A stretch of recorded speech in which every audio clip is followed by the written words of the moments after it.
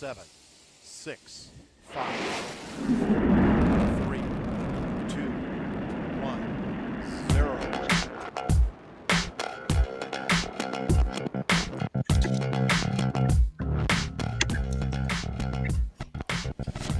Well, good evening, everybody. Welcome to Freethought in Florida. Freethought in Florida is a production of the Atheist community of Polk County. We're a 501c3 nonprofit organization. This is Friday, March 26th, 2021. From the past. Hi, Devin. Hi. How the heck are you? Us? Hey, how's it going? I'm really great. Really great. How's time traveling? This is fun. I love it. Oh my god. Sorry, I'm assuming my shirt's different in the future. I don't know. I'm already sweating. Well, before we go too far down this road, thanks to our wonderful patrons at patreon.com/polkatheists. Patreon is a great way to support the ongoing production of this show, and you can be like Julie, Conrad, Todd, Devin, and Virgil's cardboard box, which is a great backstory that I'm not going to tell you right now, but it's wonderful. So patreon.com/polkatheists. Make a pledge if you can. And of course, if you can't, that's okay too. Just share out the episodes, help us grow the listener viewership, and get some more folks in the audience. Yeah. So, do it. So Devin, Hi. how are you? I've never been better. Listen, Yeah. Are really you great? Are you resting up? Are you I'm well rested. doing the No stress. self-care? No nothing. I know so that's much self-care. I put lotion on today. wow. I put it on every day, but I feel like I should announce it for some reason. So for those of you who have maybe not been watching the show regularly, Devin, our co-host extraordinaire, is also our ace correspondent in the Capitol. Policy. I don't know what we need to come up with a fun show title for you. It's not necessary, but okay. But sure. no, but it would be fun. Okay. So Devin is one of the assistant state directors for American Atheists in the state of Florida. And so you've been up in the Capitol activisming, advocating for and against certain legislation that's got church-state ties and implications, and some things that are social issues that we as non-religious people care about. Yeah, I've been atheisting real hard. Yeah, you have. So let's go ahead and bring on our guest, who is also up in the Capitol doing all kinds of advocacy work there, and that is Jon Harris Maurer, who's the public policy director with Equality Florida. Jon Harris, welcome to the show. Hey, thanks for having me. We need to get an applause button or something, maybe. Yeah, I have a slight conflict of interest here. I'm the president of the Jon Harris Maurer fan club. Oh, so well, as long as you've disclosed, I put it out there. You've disclosed, it's fine. Yeah. Devin only says that, so I'll keep buying Girl Scout cookies. It's true. I believe it. I totally believe it. So you are with Equality Florida. My paths have crossed with several Equality Florida folks, so it's great to get to add you to that list and get to know you. So, you public policy director, what are some of the things that your role is focused on? How did you get into this role? What's your history in law and lawmaking? Give us a quick primer. Sure. Well, to start out where we are right now, as you mentioned, I'm the public policy director for Equality Florida, which basically means I'm their lobbyist in the Capitol during legislative session and also lead a lot of local policy work around the state outside of session. So we're seeing actually a lot of movement in some local policy around schools issues and have done a lot in advancing human rights ordinances around the state. We'll say, fortunately, we just had a big development with the Florida Commission on Human Relations that is extending non-discrimination protections statewide. But prior to that, we actually had 60% of Floridians covered by local human rights ordinances. And so Equality Florida has been doing some of that work for decades now. But in the Capitol, as mentioned, I'm basically the lobbyist for Equality Florida. And if you were in a meeting with Devin and me last week, you would have heard us referred to as special interest, high-paid Yes. lobbyists from fancy lobby Oh my firms. god. Yeah. So I'm rolling yeah, in that dough. I guess that's us. I feel pretty good about it. I know. They think so No, highly so of us. So that's where we are now. And before Equality Florida, I was a practicing attorney, now a recovering attorney, but doing mostly administrative and environmental law for about 5 years.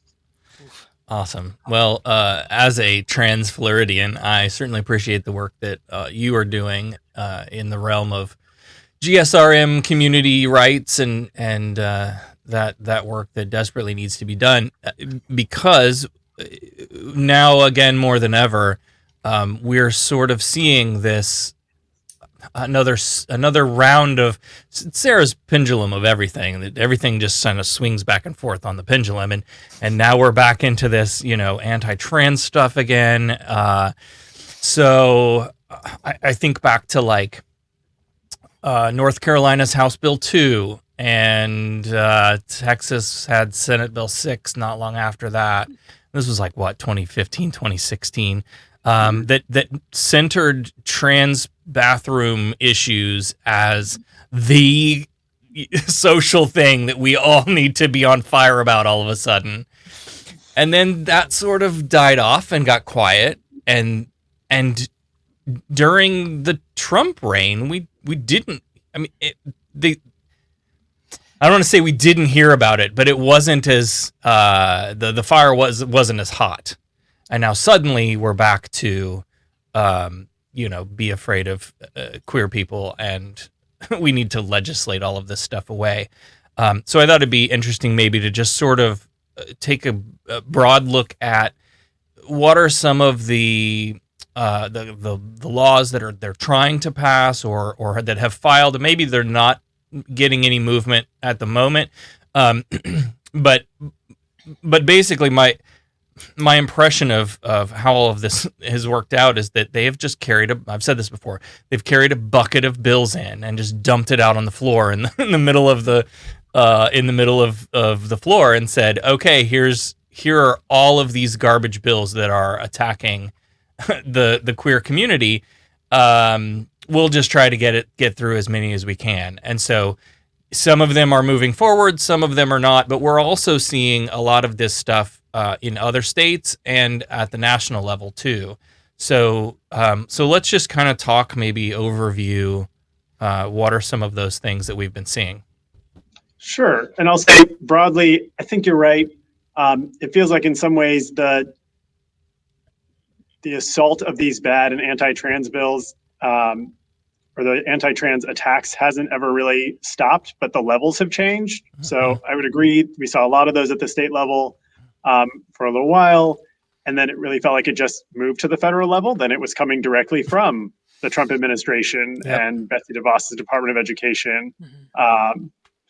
And now, I think in response to the last presidential election, you're right. We are seeing that pendulum swing back more at the state level, both from the election and maybe also the last summer's U.S. Supreme Court ruling in the Bostock case, right, that recognized protections on the basis of sexual orientation and gender identity, where there are protections on the basis of sex in existing civil rights law. Basically, they said, look, you can't discriminate against somebody on the basis of sexual orientation or gender identity without taking their sex into account. So if the law says there are protections on the basis of sex, that includes those protections.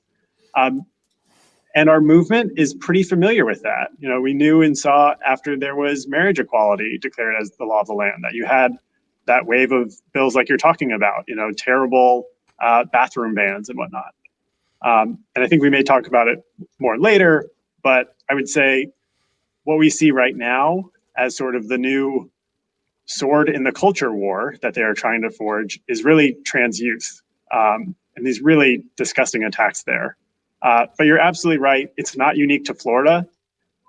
We've seen a national coordinated effort across the state with these anti-trans bills introduced in 25 states this year. Some of those have already passed. A few have thankfully failed or been held up. And that's what we're really right in the middle of right now with Florida's legislative session. Right. So one of the things that that we have, so maybe I'll give a little backstory here. We're going to talk about the materials harmful to minors. Legislative effort is this.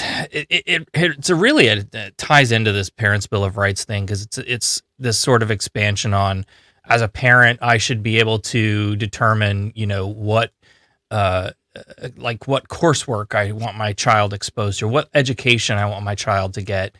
And so when we're looking at that, we're talking about, well, if I don't want my child to learn about STI, STD, HIV education, if I don't want them to learn about sexuality at all, if I don't want them to have sex ed at all, that's on all of that kind of stuff is on the plate as harmful to minors, which that's the framing of it that really bothers me, of like that providing information to children is in some way harmful. Less information has never been the better answer, right? Like, if we're going to educate kids, you give them the most information possible. But to take a step back before we go into that a little bit, when we were starting our local group, we had just met with the then national organizer for American Atheists. And I sort of had all of these things in my head about, like, if I were going to start a group, this is what I want it to be. And that's where the ACES program was presented, of bringing in activism and community and education, and social opportunities. And that groups that are local groups that are hitting on all those marks are the ones that are really succeeding and doing it right. And one of those passions that this individual had was around sex ed. And so as a parent, I have two kids. One just turned 11 last week. We're moving into, like, we're going to start learning about sex ed. But in the state of Florida, we are abstinence only is the only way. And right now we're an opt-out state. So if you don't want your kid to take sex ed, you can opt out. So we're looking at things like this, where it would change bills that would change that from opt out to opt in, so that no student would get sex education unless the parents say, yes, please educate them, which I think is just absolutely terrifying and detrimental to a healthy society.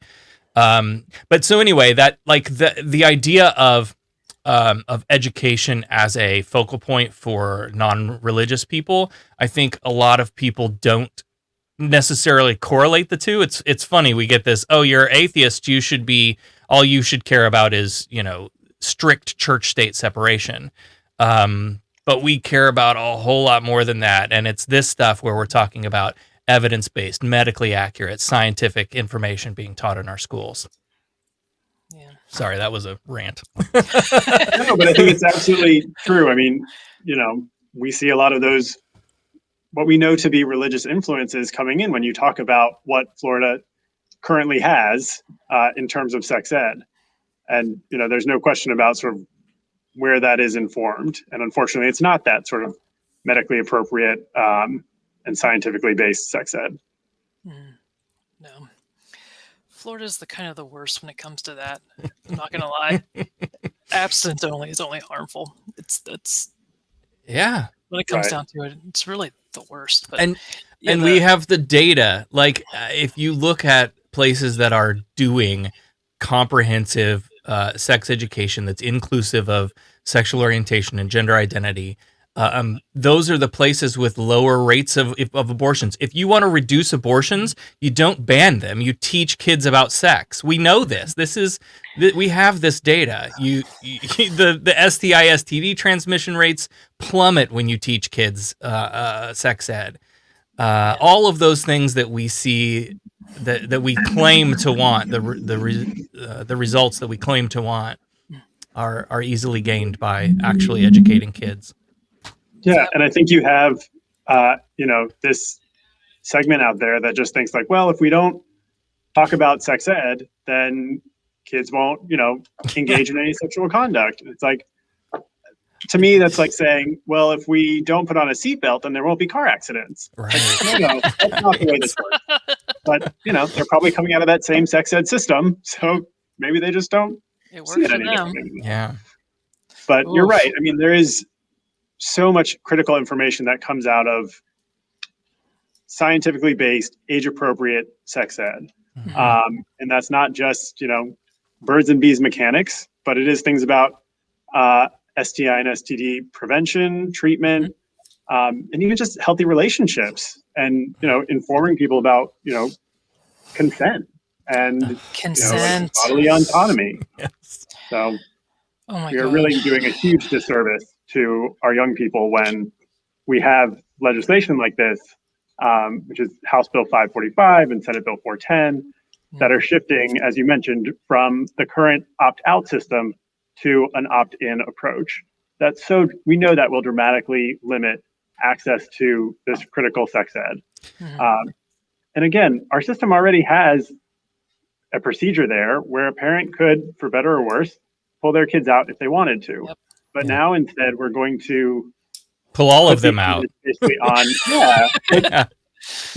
no puns intended, but the onus on young people and the parents to, figure this out. And that young person now is put in the position of having to go to their parents and say, hey,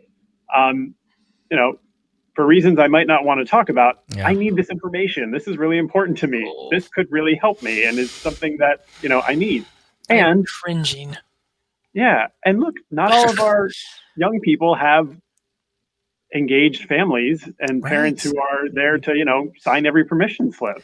I want to make the point real quickly that we don't allow you to opt your kids out of lessons in health about their nervous system or their vascular system. And I don't know why the reproductive system is given special treatment. That, of course I do. It's religion. But we don't allow you to opt out of any other part of learning about human anatomy. But we give this special dispensation because we feel weird about it. Makes you feel funny on the inside. Yeah. So, yeah. you had just said something else that I was going to pull a thread on, and then I lost it.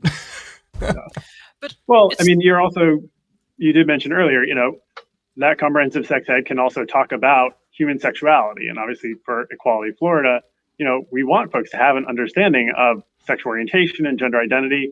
And there's lots of folks out there who are well beyond the age of, middle school, high school, what have you, sex ed, who don't understand those concepts. And I think you're just seeing so much discussion of it in schools right now. We need a forum for folks to learn about that. And unfortunately, you have folks backing, I think this quote unquote, quote, material harmful to minors bill, and some of the parents' rights bill, whatever, that refer to a radical gender ideology out there. It's like, no, we're talking about people who exist in society. People need this education. Yeah. I think it would be interesting to get a panel together. Look, I grew up in a real small rural town in the middle of Illinois, and we were given let me show you some slides about what gonorrhea and the clap and the drip and here, I'm going to scare you with all these diseases, right? That's what we got. And my uncle was the health teacher, so that was fun.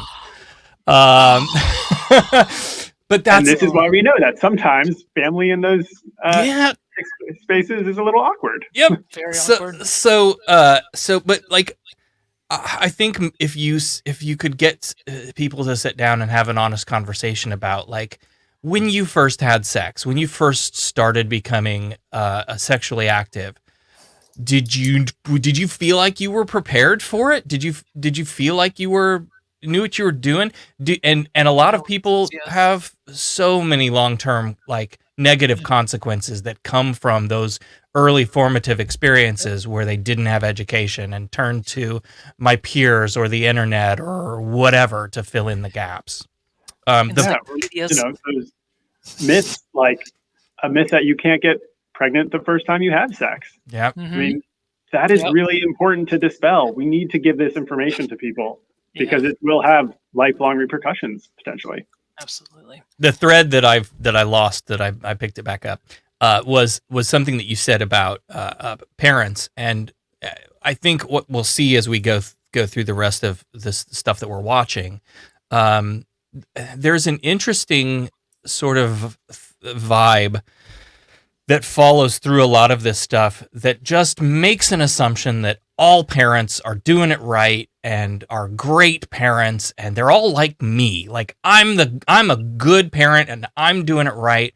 And so I just assume that everyone else is raising their children just like me, and we can trust parents to, always make the right decisions. And so we give all of the rope to that side. Hashtag not all parents. Yeah. Yeah. Do you remember, while we're on the sex ed conversation, do you remember being a kid and like your parents sitting you down and having that real awkward, like, so what do you know about sex? Like it's a hushed, kind of like awkward 10-second conversation. Yeah. It doesn't. How do I get out of this as quickly as possible? Yep. So awkward. That wasn't effective. Nope. And it's not going to be effective for you to do that same thing to your kid. Like we have to break the cycle and actually educate kids. All right, I'm sorry. Go ahead, Devin. It's not all bad, guys. There's some good bills coming through, right? Right? There are. I mean, even in this space, when we talk about sex education, and to be clear, the system right now in Florida allows you to opt out of specifically sex ed or HIV education. And particularly in that HIV space, there are two bills I'll mention. One is newly introduced for the first time this year. That is a PrEP and PEP access bill. And the other is an HIV modernization bill that's been refiled. So the PrEP and PEP access bill is carried by Representative Nick Duran in the House. That's House Bill 607, and carried by Republican Senator Ray Rodriguez over in the Senate. And just to be clear, for folks who may not know, PrEP and PEP are both medications that are about controlling your sexual health and essentially stopping potential transmission of HIV. So PrEP is pre-exposure prophylaxis. Basically, you would take it before potential transmission. PEP is, I would say, comparable to the morning after pill for HIV. So that is post-exposure prophylaxis. These bills would make both of those available in limited quantities directly from a pharmacist with certain safety precautions, with some required counseling, but you wouldn't have to have a doctor's prescription. And we know that access to those sort of medications can be really important, and there can be some time sensitivity around those issues, particularly on the PEP side of things. So neither bill has been heard yet, but we're seeing some good signals that it may come up in the Senate soon. So keeping our fingers crossed there. And the other bill I mentioned, the HIV modernization legislation, that's carried by Representative Felicia Robinson in the House, House Bill 1465, Senator Jason Pizzo, who chairs the Criminal Justice Committee, Senate Bill 1618. And broadly, that is just about bringing Florida's existing HIV laws into alignment with all of the medical advances we've had in prevention and treatment for HIV since these laws were originally written in 1986, because they haven't been updated since that time. So they've still got wildly disproportionate penalties, and don't even address HIV transmission. Actually, it is just based on something like an allegation that somebody didn't disclose their status. So even if transmission didn't occur, even if we're talking about, bodily fluids and levels, viral loads that science has told us there is no scientific possibility of transmission, you can still have somebody being incarcerated. So lots of work to do in that space. It's time. It's time for that to kind of get into literally the 21st century. Yeah. Yeah. That's good. Hopefully this continues further and gets agendaed and moves on, because I don't know. We have the highest HIV diagnosis rate in the country in Florida. Florida is always among the top states for new transmissions every year. Yeah, we need. Okay, so we do need the education, number one, and we also need access to PrEP and PEP. Yeah, so there are some good ideas out there in the Capitol. We just got to get those ones actually moving through committee. Awesome. Let's talk about bad ones now. Oh boy. And there are plenty of bad ones. So many options. Yes. So one we've talked about before is the trans sports ban, trans women sports ban. It's discriminatory. It can't even discriminate right. Like it's just against trans women. If I hear, I'm sorry, I have to say this because she's my senator. If I hear Kelly Stargel say trans men to mean me one more time, I'm gonna. She was not good at that. She was not good. But yeah, it's Senate 2012, House 1475. The Senate was heard. It was heard yesterday. It did not go well at all. I don't know if you want to elaborate on that. Yeah. I will say the Democrats in the committee did an amazing job. Yeah. Really great questions, really great commentary. We do have Senator Shevrin Jones from the Broward, Miami-Dade County area on that committee, the first ever out-elected state senator. So very excited about that. And he did a great job just bringing in his personal story and his background there in some of his comments. Unfortunately, it did pass along party lines. But again, as mentioned earlier, we know this is part of a national coordinated campaign. I mean, it's something that former President Trump was talking up at CPAC. So it's just a red meat issue that is only there because it's a red meat issue. Even the sponsoring lawmakers have said in committee that they do not know of a single place where this has been an issue in Florida. We've had policies in place for nearly a decade in Florida. Schools across the state have been implementing, these guidelines, these regulations with no issues. But we are spending time on it when we have a pandemic on our hands, a horribly broken unemployment system, because it's just red meat. It gets the headlines. Yeah. And I mean, I think when I was listening to like some of the House, the people that have come to oppose the bill, the public testimony has been amazing, and I love it. I love it so much, and it just doesn't get through to them, and I don't expect it to. But I think one of the things that really struck me was in the House, they were talking about the dispute resolution, like in depth, and it's so the whole bill is that from primary up through post secondary state schools or public schools, trans women would not be allowed to play on girls sports teams, and there's like a dispute resolution process that I believe Rep. Tuck went into, and it was galling. Like it was just, I wanted to scream because it was just like, it's the privacy invasion issues, the HIPAA violations I can only imagine that are involved. I don't know if you have, maybe I'm overstating it, but no, I think you're right. When we hear the discussion in committees, it just becomes clear. I mean, as a threshold matter, we know that the trans community, and particularly trans youth, are some of the most misunderstood. So I understand why, when people first hear the idea, there are lots of questions. Like, that's okay. We as a community have to do that education and help people understand these things.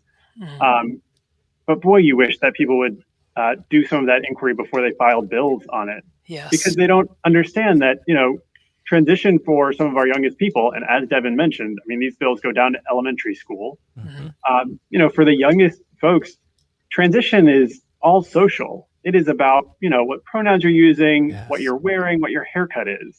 There's nothing biological going on there. And then, for some folks, it's a matter of intervening only to the extent that you're really just delaying puberty. So there's all this, I think, sort of fear mongering about physiological differences that are just so misplaced. And it was, I thought, galling in the hearing yesterday to hear the bill sponsor say that, there's a lot of scientific evidence out there and dispute around this. Particularly the House and Senate versions are a little bit different, not to get too much into the weeds, but broadly, the Senate version applies International Olympic Committee standards, again, down to elementary schoolers, as like their quote unquote pathway if they want to be able to participate. on, the 8-year-old's soccer team, why we would be holding 8-year-olds to the same standards as Usain Bolt and Michael Phelps, I cannot explain. Yep. But the sponsor was even saying, actually the science isn't very clear. And the testosterone thresholds that the Olympic Committee uses may not be the right approach. There's other measures like lean body mass that in fact may be a much better measurement. And it's like, okay, so why are we here? If there's not a problem and we don't even know if this is the right solution to the not problem, what are we doing? It's just shocking. Oh, it's disheartening. The thing that there's several like bad faith arguments I think that happening that really drive me nuts on this. And I've said this before, as a not sports person, it took me a lot to care about, to be very honest, even as a trans person, it took me a lot to like give a damn because it's sports, for Christ's sake. Like, and I think but I think that's my end argument is like, guys, we're talking about like kids playing ball for fun. Let them have fun. Why are we injecting all of our weirdness about whatever into places where there's not a problem, or our problem is Fallon Fox. Like you talked about like this this complete misunderstanding of unwillingness to understand what the issues actually are, that we're relating IOC standards to elementary school kids. Well, now we're going to look at MMA fighters as that's our example. That was the example they brought up. What? It was. I couldn't believe it. And kudos to Senator Tina Polsky for totally calling them out on that. Yeah. And saying like, the one example you have is like an MMA UFC fighter. That is not what we're talking about in this bill. Yeah. So that is, not relevant. And amazing. like, I understand that there are some people who look at it and say, including within the community, as you were just saying, Sarah, that like, sports isn't that big a deal because there are plenty of folks who aren't involved in that, but it can be really important for some folks. And that is the space where they learn things like teamwork and sportsmanship and dedication. And so there are critical life lessons that can be learned through sports. And those should be available to everybody, regardless of who they are. And certainly our trans community and our trans young folks shouldn't be excluded from those opportunities because they are, important life lessons. Yeah. There's this one too is just, it's steeped so much in misogyny. And this is true just about any time we start talking about trans women specifically. Women are weak. This starts with women are inherently weaker. That's where it starts. We all have to agree that women are weaklings and need protection from the menfolk. Like, that's where you have to start to even begin to address any of this stuff. Like, that's the premise. Premise one, women are weak. I wore a tank top to show off my guns yesterday. Yeah, there you go. Yeah, I will let Devin respond on that one because even, as a cis male in that committee meeting yesterday, I was insulted about like what I was hearing and the number of times they went to exactly what you're saying, Sarah. Yeah. Safety. Yeah. It was about safety. But anytime that this sort of flares up, like how many times have we heard this argument before? We heard it when we were talking about trans people in the bathrooms. We heard it when we were talking about gay people. We heard it when we were talking about desegregation. Like the fear factor is what we always trot out. Like, be afraid, protect your women and children. Is a go-to argument for always for this stuff. I say beware of your women. Right. I will say, I think there are just so many fallacies about the legislation that you can point out that are evident in just how broad it is. They want to say that it is about safety, but then why aren't we just focusing on contact sports? It is so broad that it includes everything. So, like, why are we including table tennis? They want to say that it's about, the ability to get a scholarship. Well, then why does it specifically include IM teams? I mean, literally, you're including the Mario Kart and human foosball team, which are on UCF lists of intramural and club sports, and the badminton team at USF. Like, Come on. this is not about scholarships. It's not about safety. It's Right. just, it's a trans attack, and they're manipulating people's, I think, noble inclination towards ideas of fairness for this gross attack on the trans community, and particularly trans youth. Absolutely. There's a disparity too in the idea of fairness. Like, I joined a basketball team, so I didn't transition until I was like well into my adult life.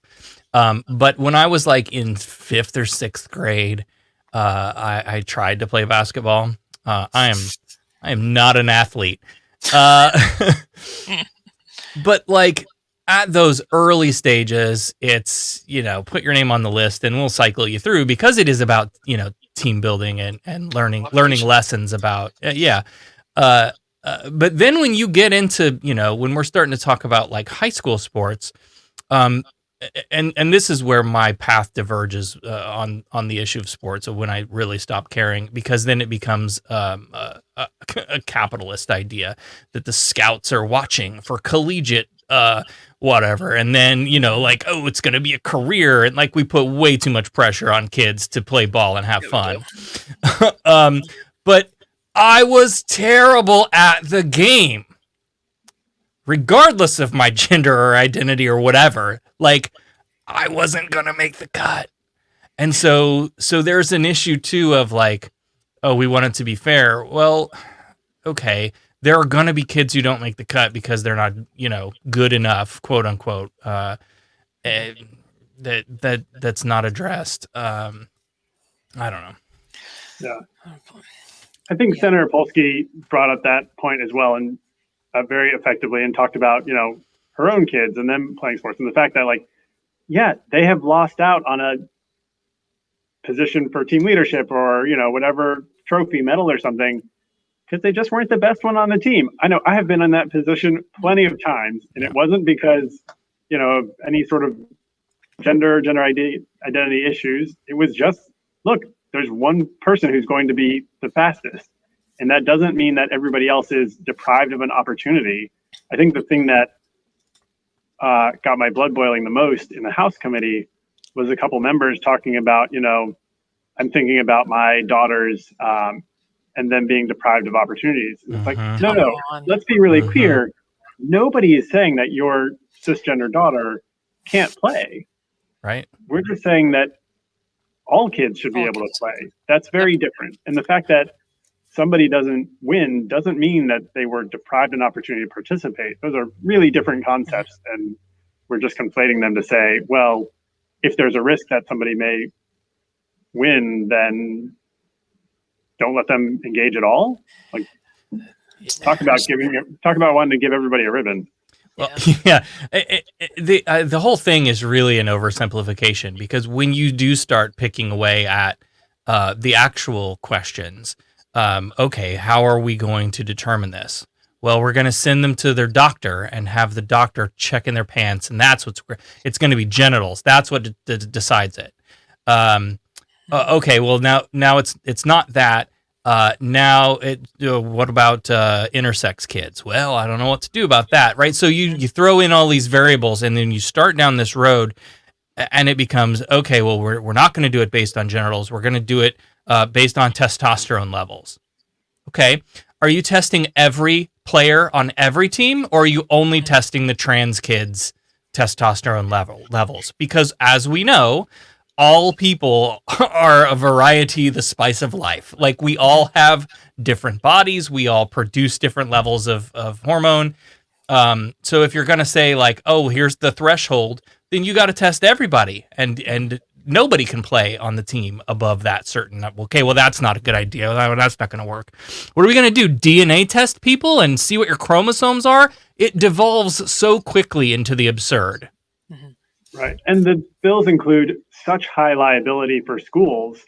I mean, it's easy to imagine, the school is being put in a really difficult position where you are, at a track meet, at a soccer game, whatever it is, and some opposing parent says, well, I question that kid. What are you supposed to do? Again, to your point, Sarah, it's like, unless you are making every kid carry around documentation with them at all times, God, like, does the school just disqualify that kid because they don't want to potentially have an issue that somebody then comes back later and says, well, that was unfair and I'm going to sue the pants off of you? Right. Like, and we know schools are grossly underfunded and can't afford lawsuits. Are you crazy? Yeah. Absolutely. All right. So now let's go on to another one. There's a lot of overlap in the Parental Bill of Rights. So we've talked about this before on this show, between the LGBTQ community and the secular community. And this is Senate 582, House 241. This was actually just heard yesterday in the Senate, today in the House. It's not going well, I think is one summary, one way to say it. Yeah. And you're right, Devin. It's a bill that we've seen before. Last year, it did pass the full House. It nearly made it out of the Florida Senate as well, but there were a number of questions on it in the last Senate committee, and actually questions from a Republican that really wound down the clock. So it sort of just barely died in the Senate. That senator is no longer in the legislature. So we know there's a lot of momentum. As you mentioned, it just passed its final House committee today. It has one more stop in the Senate. And for those who aren't like super close Capitol watchers, we are in fact not even halfway through the legislative session. So there is still quite a ways to go. Yeah. There's so much time. A lot of time for shenanigans. Yeah. Go ahead. So, this bill is one that has been filed now for at least 3 years. We know the issues well. They have been brought up in committee multiple times, and there is just not an appetite to address them clearly. And there are issues that were brought up in amendments on the floor last year that still remain critical concerns for Equality Florida's point of view. As we were talking about earlier, the bill does just recodify a lot of issues in statute already, like the fact that you can so easily opt your kid out of sex ed or HIV education.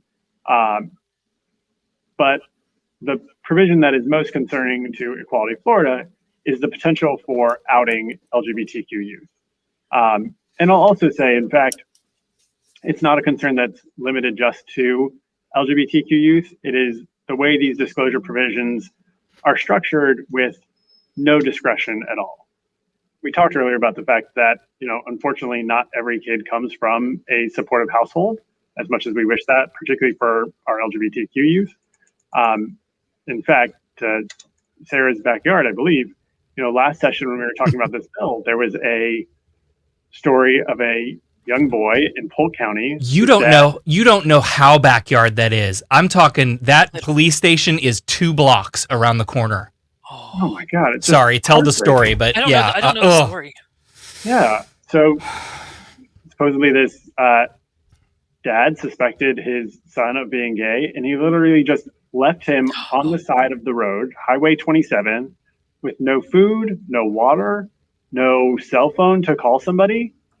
And those are the type of parents that we have to keep in mind when we structure this legislation. We hear in committee about the wonderful parents who are supportive, who are there for their kids, who, are trying their best to do their best by their kids. Mm-hmm.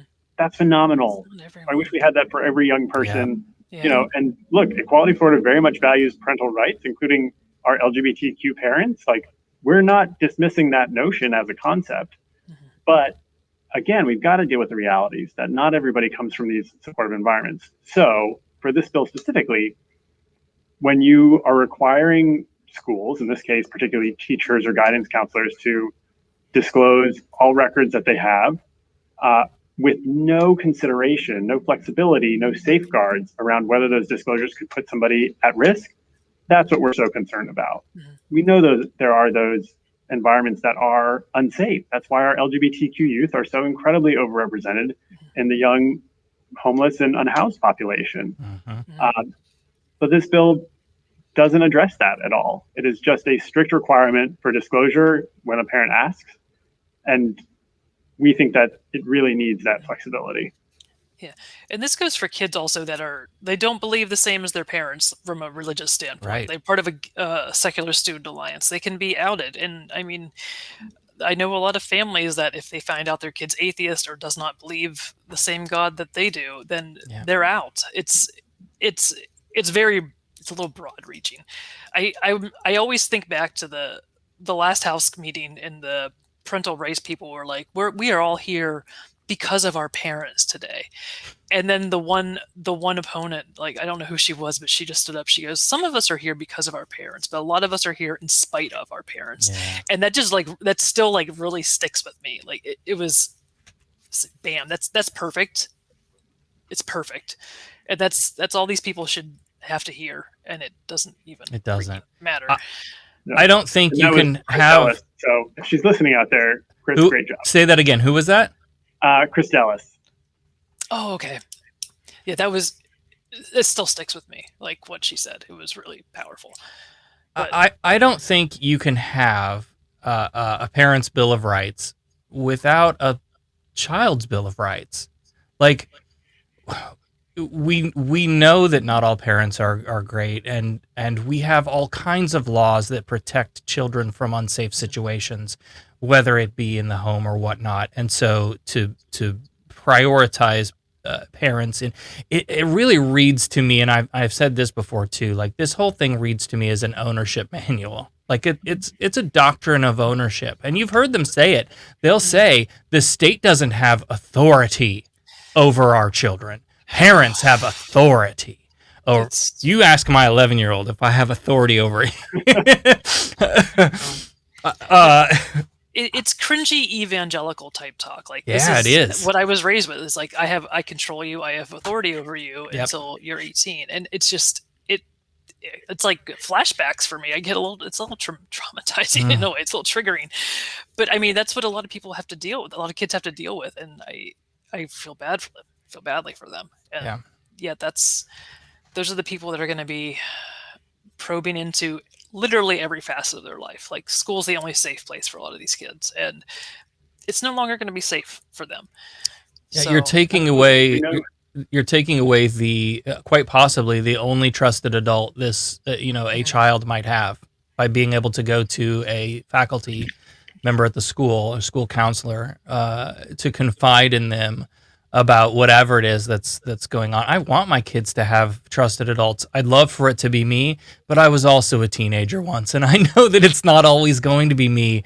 And so I want them to have a safe avenue to go to a trusted adult. Yeah, I mean, we know that for LGBTQ youth, the first place they usually are coming out is online to friends, and the second place is in schools before they're coming out at home. And I will say, in my personal experience, I'm one of those kids. I was talking to a counselor at school before I talked to my parents, and I am incredibly lucky. I think I have the best parents in the world. We have a tremendous relationship. I could not ask for better. And at the same time, there was something that was uniquely terrifying about the idea of coming out to my parents. And if it didn't go well, what that could mean. And I wasn't ready to have that conversation with them. I could do it with somebody whose roof I wasn't living under, but I did need that space. That was so important to me. And so, Sarah, I think you're right. Equality Florida's position on this bill is not parental rights are bad or get rid of this or whatever, but there's a really careful balance that exists between parents' rights and the constitutional rights of young people. They do have the constitutional rights just like anybody else, including a right to privacy. And so we've just got to be careful that we're not upending that really careful balance that has been developed over many years in case law and statute. I mean, they don't have as many rights as a fetus, but I mean, it's different. Burn. I'll edit in crickets. Certainly depends who you ask in this legislature. But so this,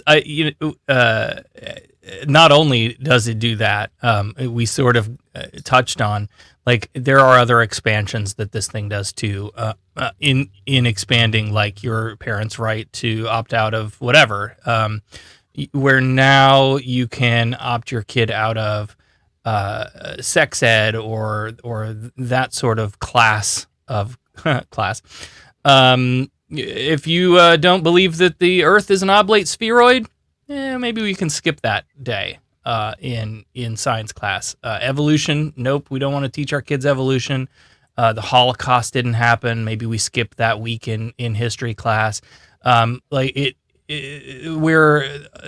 just opening this door to be able to go in and just pick and choose a la carte, like what my kid learns. And I think, like, the social contract that we all entered into is that our tax money, and this is in code, goes to the government in part to create a uniform, high quality system of public education.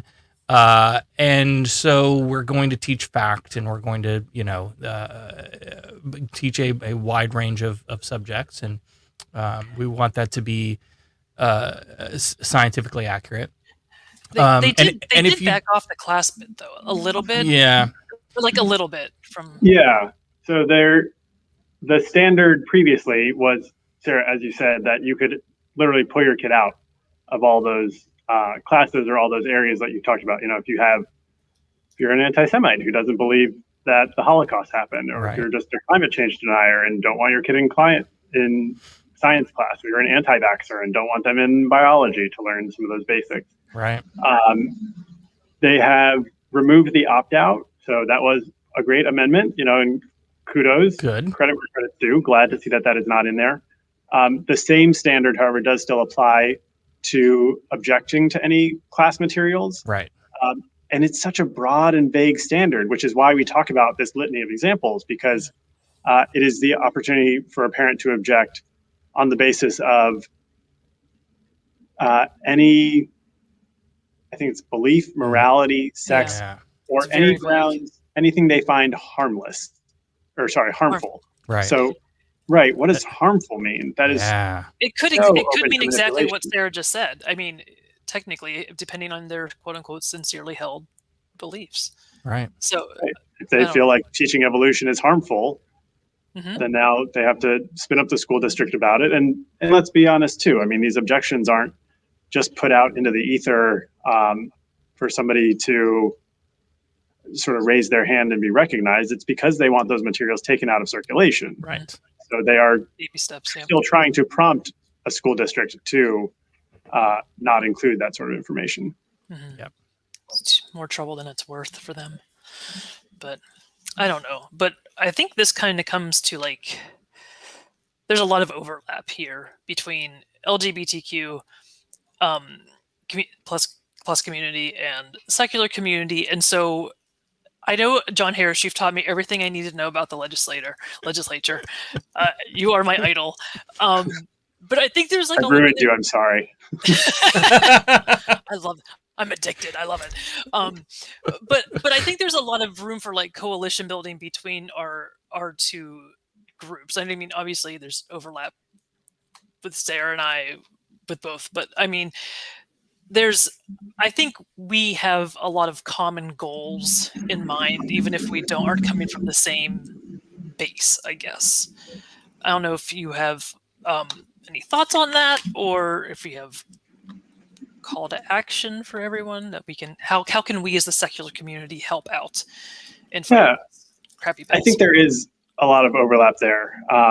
And I appreciate how often, Devin, you are showing up in the Capitol with sort of your American Atheist cap on some issues that we see as so central for the LGBTQ community. But at the end of the day, I think the unifying idea there is this personal autonomy and privacy that we want for folks.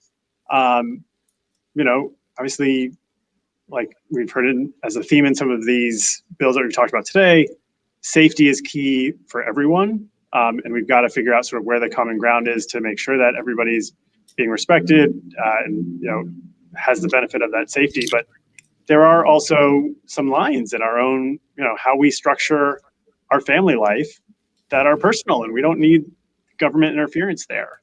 And I think that's where we see so many of these issues coming up, and understand that can be a really fraught space. But there are clear majorities who have been in power in the legislature for a very long time. And the default assumption is so often a view from their perspective that doesn't include the lived experience of minorities in all of our communities, that we've got to work together to make sure that, again, we're not just assuming something like everybody comes from a supportive family, so why wouldn't you pass these laws, or everybody believes a certain way, so why do you need these other provisions? Like, the legislature is so quick to lose sight of that, that I find tremendous strength being in the Capitol with a group of sort of like our progressive network that so often is showing up together in these spaces, because we realize how much alignment there is at the end of the day in sort of our guiding principles. I think when I'm speaking to the secular community sort of broadly, we're thinking about things like equality as a thing that we care about as non-religious people. And so when you ask the question, where does the attacks on equality, where do those tend to come from, right? Who's behind the LGBT rights wars? Who's behind access to reproductive health care? Who's behind medically accurate sex education, evidence-based science education? When the opposition almost always comes from a place of religion, then the atheists, we need to be there. But with a cautionary word that we got to get over our own hangups and our own shit, because there are in this example, I have a great many people that I met working at Disney for 10 years who are religious GSRM identified individuals. I need them on my side too, so we can't be out there being asshole atheists making enemies of our allies. Like we have to figure out how to get over that. Speaking to my people, we got to get over that, y'all. Yeah. We got to do better. Yeah, no, I think that's really true. And it's a sensitivity that we, I think, have, but need to better manage as well in the LGBTQ community, because we do have so many of those people of faith among our ranks too. And it's just tough. It is always an issue. I know, sitting here in Tallahassee, looking out my window, what it reminds me is when we were doing a memorial service after the massacre at Pulse in Orlando. And because of weather, we couldn't move it, do it outside. So we had to move it inside. And in fact, there was a church downtown a block away that opened its doors. Yeah. And I thought did actually a really great job in that moment of sort of recognizing and owning its own history when it came to LGBTQ exclusion. But there were a couple of folks who later we heard from that said, I just didn't feel comfortable in that space, so I didn't attend. So we've got both ends of the spectrum that we've got to be mindful of. I thought it was also really powerful yesterday when Senator Chevron Jones was talking on the trans sports ban bill and mentioned his own growing up in an incredibly religious household and how much he struggled when he was coming out and really needed that support and felt like he couldn't go to that church where he had always turned for support in that moment. And that really resonated with me. So, he's somebody who to this day remains very religious, and we've just. And what really resonates with me is that the next line in that story is, but my parents came around eventually. And we know that doesn't happen in all cases, but there is a great example of like religious leaders who will, who came around on the issue. So we can't keep the door shut. Like we got to keep working on it. Totally. Yeah. Our executive director for Equality Florida, Nadine Smith, often says, you have to meet people where they are, but don't leave them there. So it's something that I know, like, I will at least speak for myself. I could do a better job of ensuring that I've always got that perspective. And thinking about policy, making the policy that is broad enough to serve, for example, everyone, whether they are a person of faith or not faith. Yeah. And yeah, it's just something that we've all, I think, got to keep in mind. And we'd love to see the folks in the Capitol be more conscientious of that. Absolutely. Yes. Thank you for coming with join us or whatever. That was a really bad. Okay, listen. Take another run at that, Devin. We'll fix it in Joining post. us tonight. Yeah. Edit button. Okay. Well, thank you for joining us tonight, Jon Harris. It's been crazy fun. Well, You're thank one you of for my having favorite me. people on Earth. Before we let you go, though, just take a minute to tell folks where they can find out about Equality Florida and learn more about what the organization does and how to get involved and all of that good stuff, and reach you if you want people to reach you. Sure. You may not. Our website is eqfl.org. That is certainly the easiest place to find us. Though for something a little more dynamic, I would say look up Equality Florida on Facebook. We've got a lot more happening there. We are on Twitter and even Instagram, I'm told, though I don't have that because I am a boomer at heart. I tell people, so, yeah. I tell people all the time, I am a Zennial, so I grew up with the internet, like on the front edge of the internet. I had I had a MySpace, and I switched from MySpace to Facebook, and that's where I parked the car. It's very fair to me. I don't know the Twitters and the TikToks and all that stuff is the young kids. Oh, you kids with your snap face. Yes. Yes. People can also reach me directly by email. It's just johnharris@equalityflorida.org, and that's JONHARRIS at all written out equalityflorida.org. Awesome. Hey, thank you so much. And open door policy around here. You are welcome back anytime.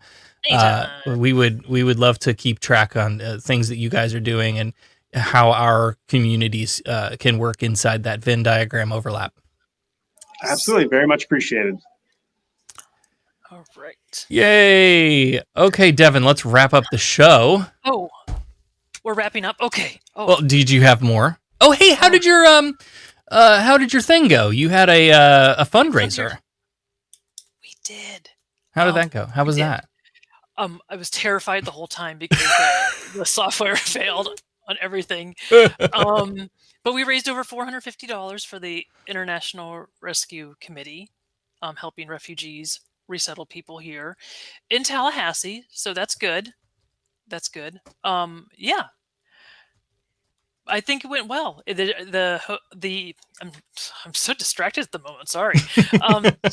But yeah, you can still see the concert online on the Humans of Tallahassee Facebook page, and the YouTubes. You did an event earlier today, right? You were.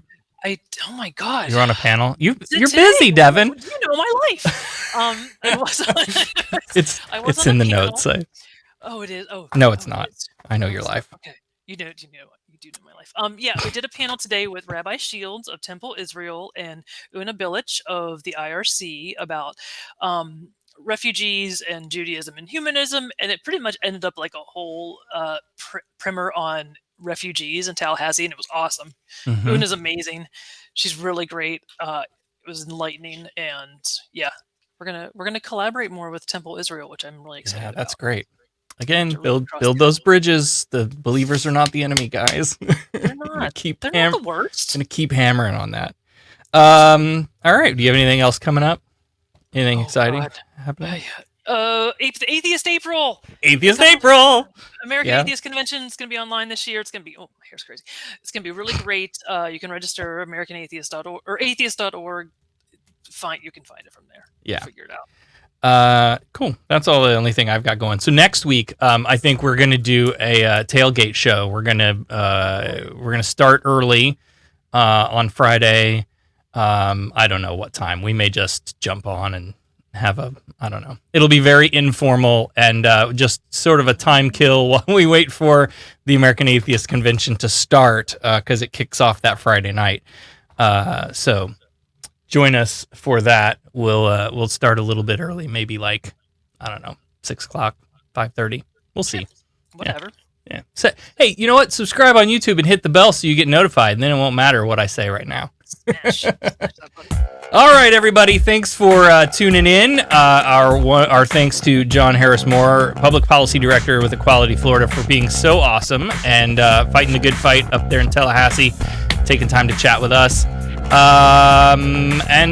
You can get us on Faceplace and YouTube and podcast players, and find all the subscribe links at our new website, fif.show. And you can even email us now, too. Hate mail goes to devin@fif.show, and everything else comes to me at info@fif.show. All right, remember the 3 most important things. What are the 3 most important things? Wash your hands, wear your mask, and be kind to each other. Please rewind. And we'll see you on the next Freethought in Florida.